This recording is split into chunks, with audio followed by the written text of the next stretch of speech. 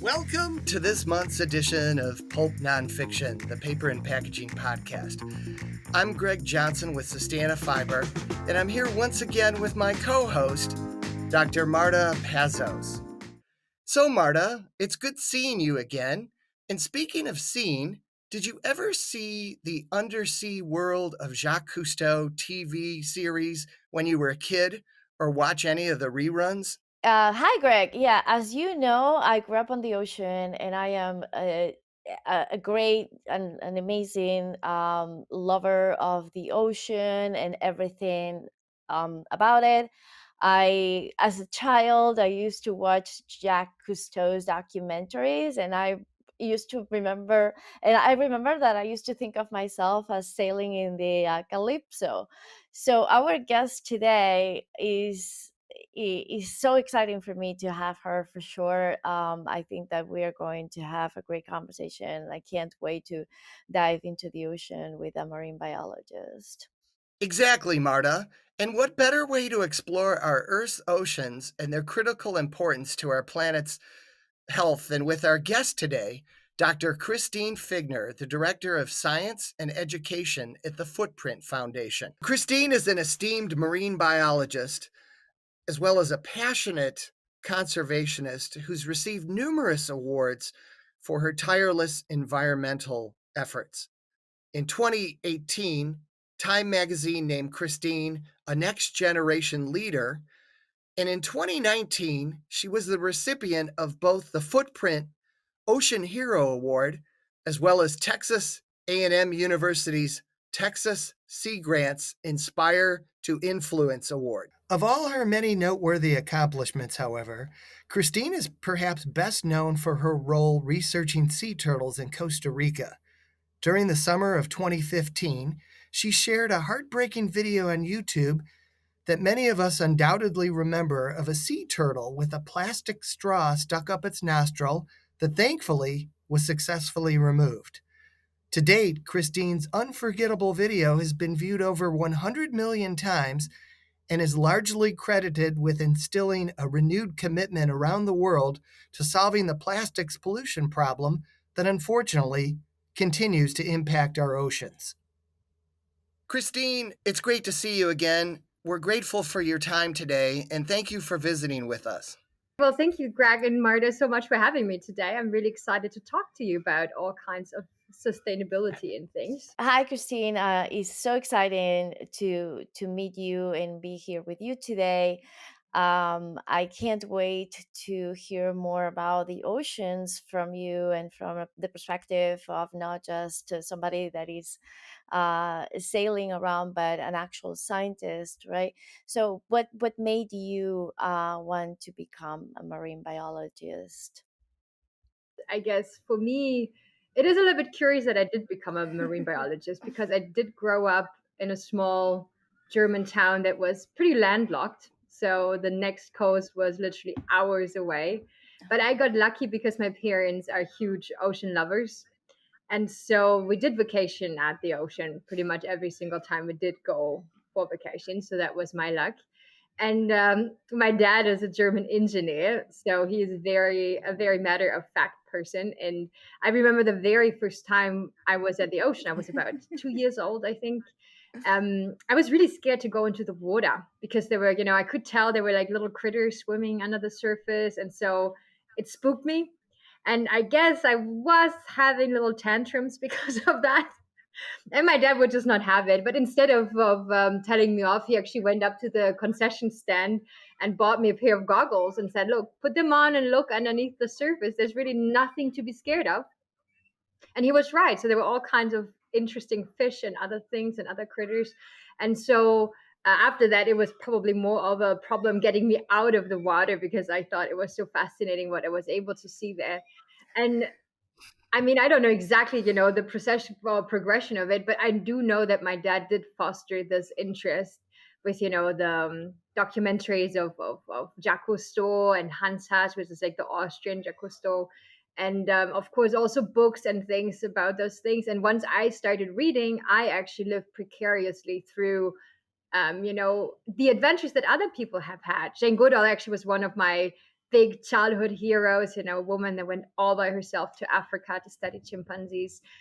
And so I think for me, it was pretty early on clear in kindergarten. I mean, my friends say that I even in kindergarten said already that I would like to become an ocean explorer.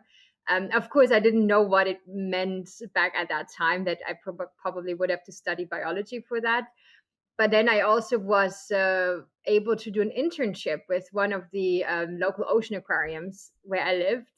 So they had well, marine mammals, and they had fish and all of that. So it was like my first entrance into this world of ocean, but also science, because there was a lot of, there were a lot of biologists that did their thesis there and their dissertations. And so I pretty early on was exposed to this, of how I can even make it happen, if that makes sense. And so I think that was pretty much the last stone that was clear. Okay, I will become a marine biologist.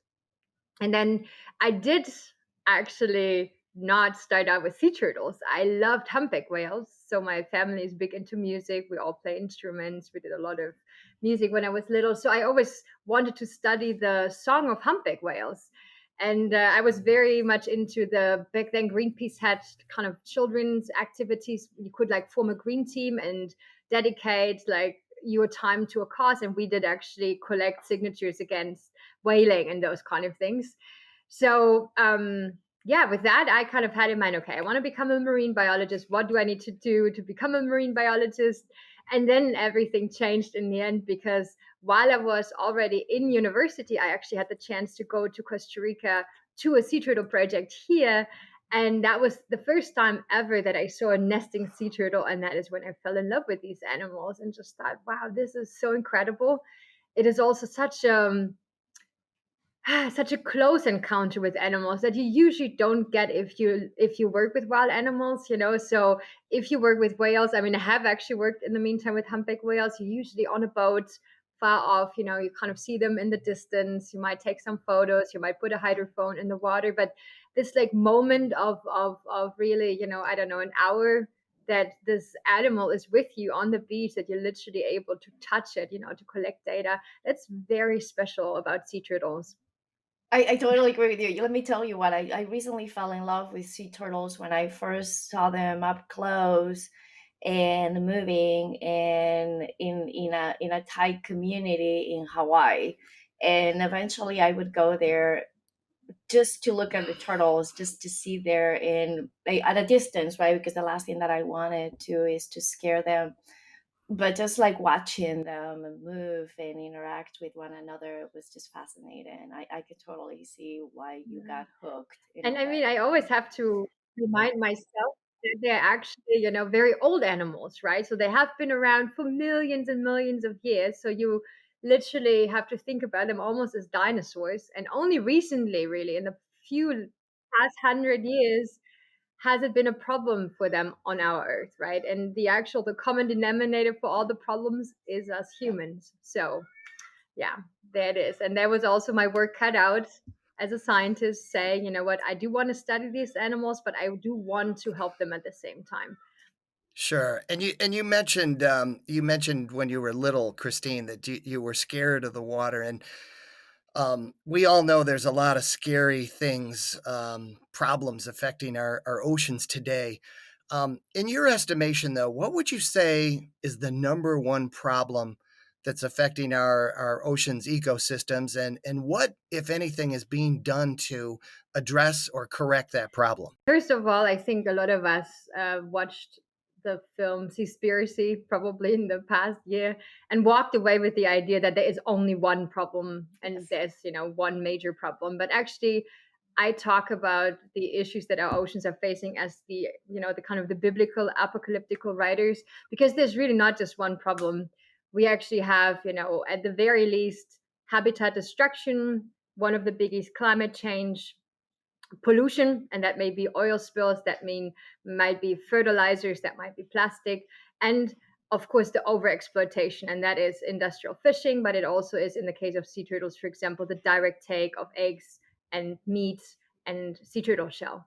And the thing with those apocalyptical writers is that they're already bad taken by themselves, but they happen to form those absolutely horrible synergies. So if you think about, climate change, what causes climate change? It's fossil fuels, for example. And then if you think about, well, what causes oil spills, right? It's directly connected to how we transport those fossil fuels. And then again, what is plastic made from? It's petroleum, which is a fossil fuel, right? So then again, the other thing is, for example, climate change is caused by how much meat we're consuming, right? So that is a direct link. The more meat we're consuming, the more emissions we have. And then if you think about all the the chemicals that are ending up in our oceans, they're also directly related to growing feed for those animals that we end up eating. So I am just trying to make examples of that you can see of like how they're all interconnected with each other. Or fishing industry, it's already bad in industrial, but then they use plastic fishing nets, so it goes into the plastic pollution issue. So I really want people to understand that there is not just one major issue, there's several, and all of them have one common denominator, and that is us humans, right? So the big thing that we need to change is really our Yeah, lifestyle. Us, Yeah. us. of course. Unfortunately, yeah. Speaking of the plastic straws, let's go to your video. And I have a story to tell you. When I first started working at the Coca-Cola company, I was put on charge of finding an alternative for the issue with the cups and straws, in fact. And my first presentation had a link to your video, to your sea turtle with a plastic straw on its nostril. And I remember watching it and seriously, like in tears, it made me tear up. And I put it on and I look around the room and everybody's like containing their tears, because is charged with emotion, right? So tell us what it was for you. Like we see it, we're these specters, we get very emotional with it.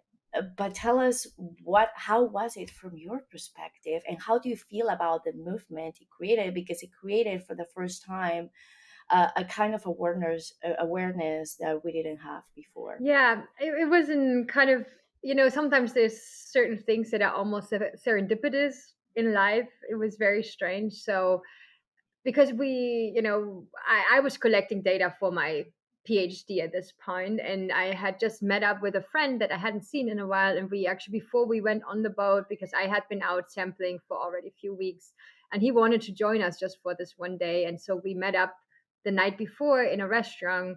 And because we were so excited to see each other, we didn't pay much attention to the waiter.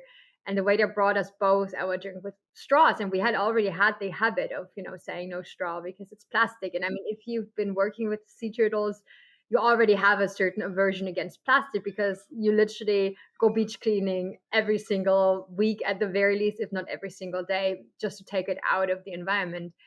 And I remember then when the straws came, we actually started discussing. It's like, oh man, this is such a useless object. Who even came up with straws, and why do we need to get it even without being asked?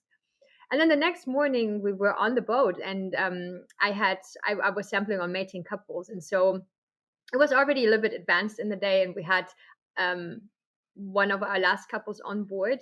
And since he's interested in the actobine, so the little critters that live on the turtle, so every time I was done with my sampling, he actually just kind of collected everything that was growing or crawling on the turtle. And he did the same thing this time. The only time it was that the turtle had something funny encrusted in its nose. We didn't know what it was, so we actually thought it was a barnacle.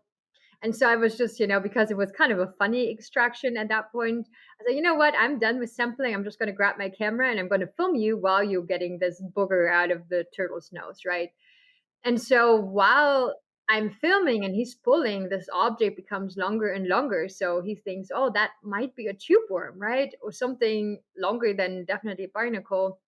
And at one point, for me in the camera lens, it became very obvious that it had these black stripes. And I kept on, like, immediately this image of a straw kept popping up. And I remember I'm kind of rambling in the background, but if you're listening to it, you can actually like hear me saying, that almost looks like a straw. The things that we have in Germany, they have those stripes. And then we decided, well, we don't know what the material is. So we cut off a piece.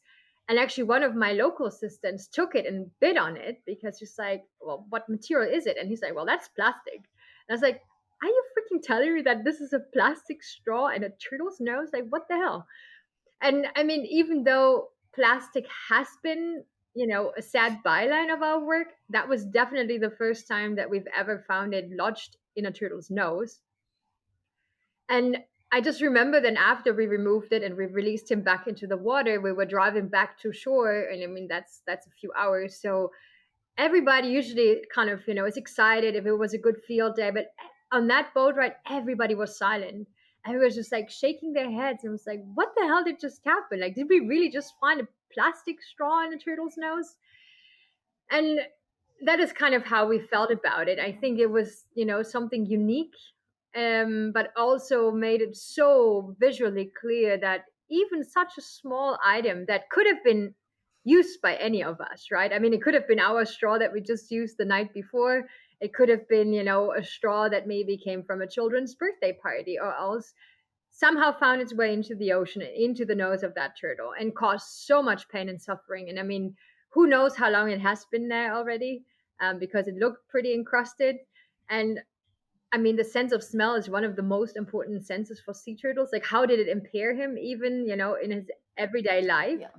So there were so many things I think that we kind of ran through our heads. And I mean, for us, it was pretty early on clear that we wanted to share it just to show at least the people. I mean, we didn't think about it going viral, right? It was more about, well, we have people that follow our work, and we always talk about how bad plastic is, but usually we don't really have those, videographic evidences, because usually if I'm the one doing something, I don't have the hands free to film anything. And usually I'm also, if it's between helping an animal or filming, I usually decide it's definitely more important to help the animal than filming the whole thing, right? So that was kind of the very unique thing, that we had video. And then of course it kind of blew up, and it gave us this incredible platform to talk about all those issues, right, of why plastic is bad and why single-use plastic is so bad, and that the straw is really only the symbol of all the plastic that we're using and abusing, really, because we have this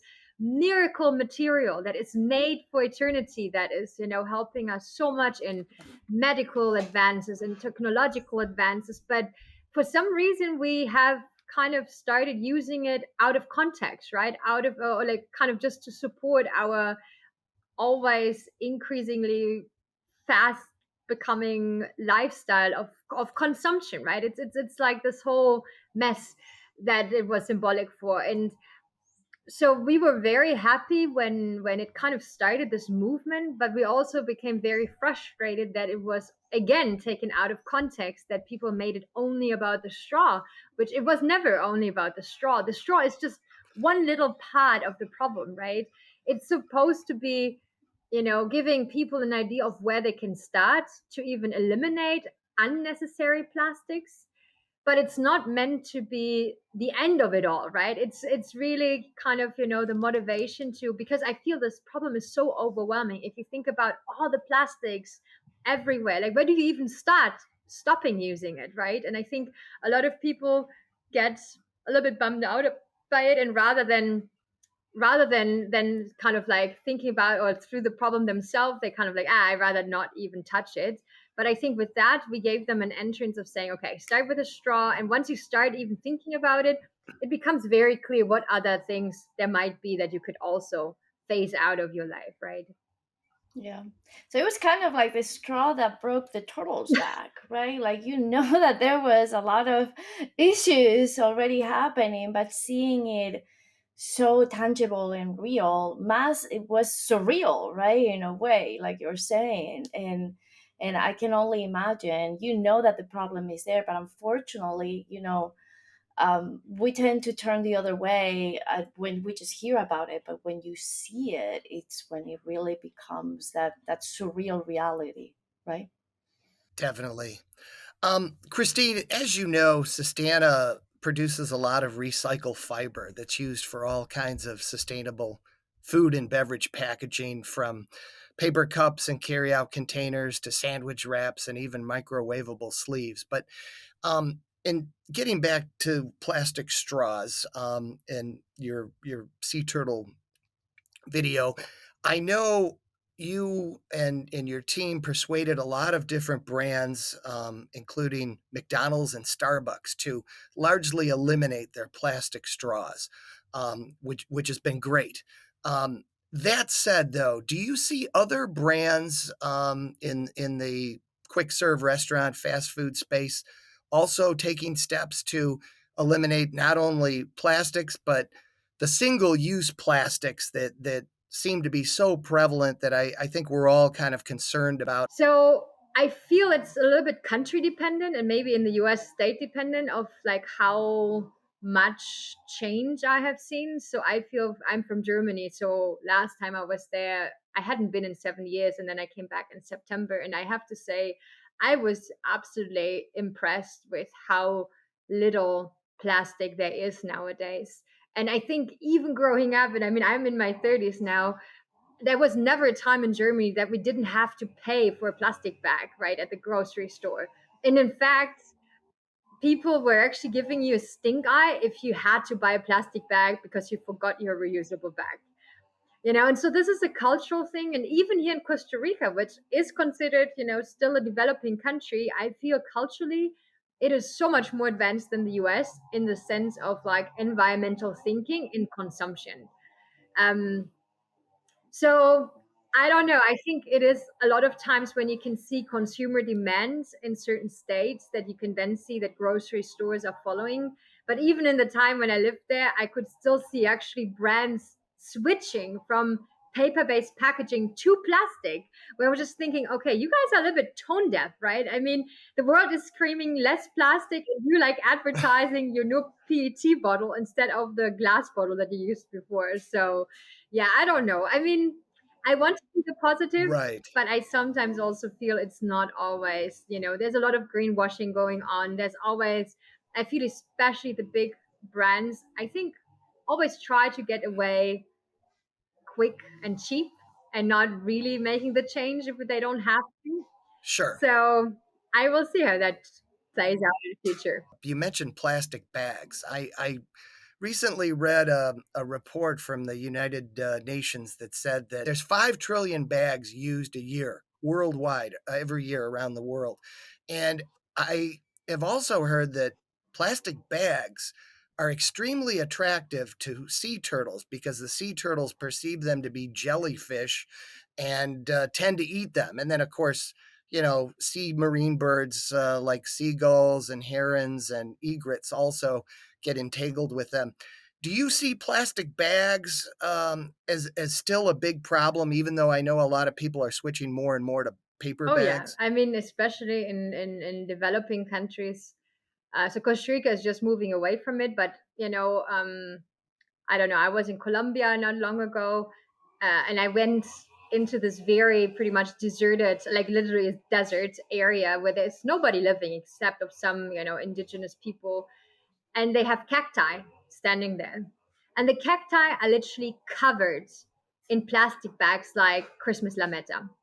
Just the wind blows them all there. And I mean, you go into a store and you just get those flimsy small plastic bags. So I can definitely see how in Asia, Africa, South America, it is still massively used. And as a fun fact, or not so fun, but as a fact, one of the first documentations of sea turtles ingesting plastic was in leather bags, a plastic bag, and that was back in the 60s and 70s. So that is as long as we have that problem already of Mm, plastic ingestion in sea turtles. So it's not a new thing. It pretty much with the start of us using plastic for those applications, we also already had the problem of it ending up in the ocean and endangering sea life. And the newest data is showing that it's not only that a plastic bag looks like jellyfish, but plastic actually accumulates a biofilm that smells attractive to sea turtles. So they did a study in loggerhead turtles, and if the plastic wow. has been in the ocean environment for long enough, that plastic itself smells of food. So it's not so much visually, but again, the sense of smell in turtles is important. So they actually think it is something yummy because it smells yummy. So that is actually more worrisome, I think. Yeah, because they don't, I mean, at the end of the day, like you mentioned before, the smell is probably one of the most important of their senses, right? They don't see all that well, Yeah. right? So yeah, it's probably more that makes so much sense to be honest. I just learned something fascinating. Another issue that we have been made recently aware of was the issue of the ghost nets, right? That you mentioned before, those plastic nets for fishing that are accidentally or not left behind in the oceans, right? And those definitely pose a problem. So the issue with the straw, from what I've seen and from what I'm hearing from you, is minimal compared to some other foreign plastic objects in the ocean, right? Can you elaborate on the issue with ghost nets as well as the other objects that you're seeing out there when you Yeah. go diving? Yeah, I mean, so I think a study by Greenpeace is estimating that about 20% of our plastic in the ocean is discarded fishing nets. So that means that is a big portion, but it's also not the majority, right? So the other one is a big mix. And quite honestly, that makes it so difficult sometimes to say it's this one object that is bad. And I much rather talk about plastic as being a problem, right? Because what do all those objects have in common? It's the material. And so, because we have seen literally, turtles getting stuck in car tires, for example, or a baby turtle that got stuck, who knows how, into a PET bottle. Is it something that happens, Yeah, all the time? Probably not. But accumulatively, it's you see terrible. it way too often that there is some kind of weird interaction between plastic and animals. I mean, that's the reason that it's called a ghost net, because it seems almost invisible to animals. And since it has nobody that is responsible for it, right? It's just drifting there by itself. That means anything that will get entangled in it will not be helped, right? So that's the other problem, because if you have a net that is still managed by a fishing fleet, at least there is the hope that maybe there is somebody going to check for the catch, and maybe it's going to release the animals that are not target species. In the case of the ghost nets, that is not the case. And the ghost nets also, if you, I don't know if you even know the dimensions of industrial fishing gear, but I mean, if we're talking, for example, gill nets or long lines, we're not talking about a few hundred of meters like the artisanal fishermen are using, but we're talking about kilometers or miles if you want to do it in the US American system. It's miles of that. And so if you think about that getting lost, right, nobody checking it and that getting lost, I mean, that doesn't catch the sea turtles, that catches everything. I don't know if I would like to ingest a credit card's worth of plastic per week, right? And which it accumulates to like pretty much half of my body's weight at the end of my life. That's kind of eerie, to think about it like that. Um, Tell us how you feel about the ingestion of microplastics, not only by us, right? But you are so close to marine biology, marine fauna, that you can also tell us what your perspective is, not only in terms of ingestion by humans, but also by those animals, and how do you think that we can work on this microplastic situation? I actually, I gave it a crack one time, and I'm like, this is right now with the technology that we currently have, not something that we can solve, right? Let us Tell us what your take on that is. Yeah, first of all, I mean, I as a scientist do not tend to be hysterical about this issue, but I have to say the science speaks for itself. So we know already more and more about the problems of microplastics on human health. So we know that the additives that are added to plastic manufacturing, so because you want to have, the plastic to be more flexible, let's talk about, phthalates and BPAs and all of that jazz. It's endocrine disrupting, right? So it messes with our hormones. So we already see in humans problems with fertility and other things. And we probably also have that in our, in our animals as well, that live somehow exposed to those substances. So let's think about amphibians and reptiles and all of those that are very sensitive to those substances. Then just recently we get, more and more evidence about that we're not only ingesting plastic, but that microplastic is in our blood already, that it is in our even our placentas of pregnant women, and that microplastics probably causes harm to our cells. And so these are the things that I find are very scary, because we never thought about it. We didn't even really know that microplastic was a thing. So now we only started to investigate those things, and we're only looking at the tip of the iceberg. So I would say in the next 10 years, we probably will have more and more evidence of what plastic really does to human health. And probably we will find, I mean, that's just an intelligent guess, but that a lot of our nowadays issues, right, the increases in cancers that we find, autoimmune diseases, allergies, mental health as well, that is what we already know is all connected to our gut microbiome, will probably be affected by plastic ingestion as well. And so, I mean, there is very little doubt in my mind that it also is causing harm to the animals that are ingesting plastic. In fact, there was a study that has found that, even though you might not die from ingesting small pieces of plastic in sea turtles, if you are ingesting a certain quantity of plastic, your survival probability decreases, right? And that is just really, like I said, this is only the beginning of us understanding of how bad microplastics are. And so when we're debating of like how, because first of all, where does the microplastic that we're ingesting is coming from? So most of it is actually in our water. So it's in our tap water, and it's even worse in bottled water, on anything that we are storing, food especially, that we're storing and heating in plastic containers.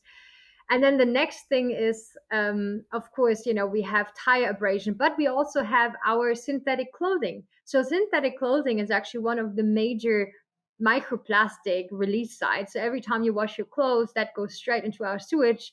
Our sewage facilities or sewage treatment facilities are unable pretty much to filter it out. Before we wrap up, I'd just like to ask you one more question. I was taking a look at the foundation's website, and I saw something that was referred to as plogging. And I know it sounds kind of ominous, like what Marta was just asking you about, but I think it's a lot more fun than that. Could you tell us a little bit about what plogging is and how it actually helps the environment? Yeah, so plugging, the word itself actually, I think, stems from Swedish, but the idea is pretty much that you plug and jog.